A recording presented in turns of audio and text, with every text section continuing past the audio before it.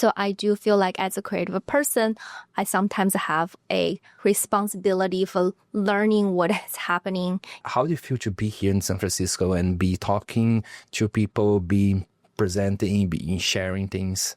I mean, I think this is a time to be in San Francisco, right? Like there's so many events happening, hackathons, and everybody is so brilliant who are very builder mindset, and just you constantly surrounded by these talented people. You get inspired, motivated.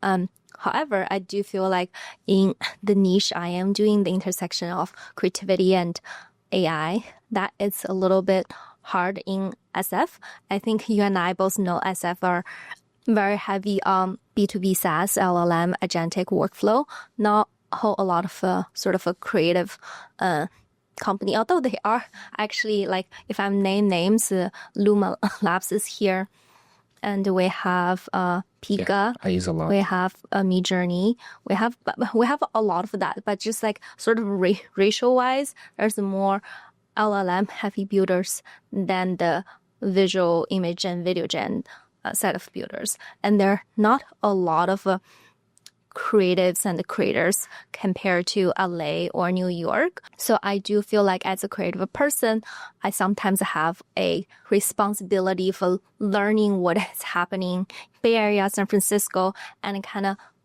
be the sort of a bridge and the gap closer between the tech and the creative community. So that's why I start newsletters and I start these cans to train the creatives on how to utilize these techs. Now that you mentioned about the creators, for the creators that are starting right now, what do you recommend them to build a portfolio, or what is the easiest way they can start doing things and putting out to the world so people that can enter into this market? Yeah, I think the easiest way to get started is to focus on your own niche and domain expertise.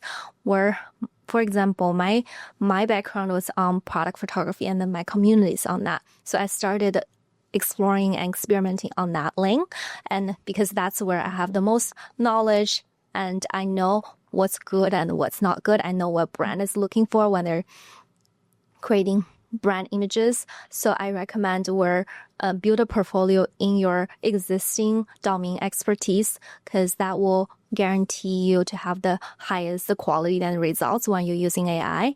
And I will say experimenting with different tools and figure out what is your best workflows, because everybody's workflows is very different, depends on what use cases you're solving. Like I mentioned, if product photography is going to be different than virtual try-ons. So kind of really experimenting with the tools for your use case and create a diversified portfolio on top of that.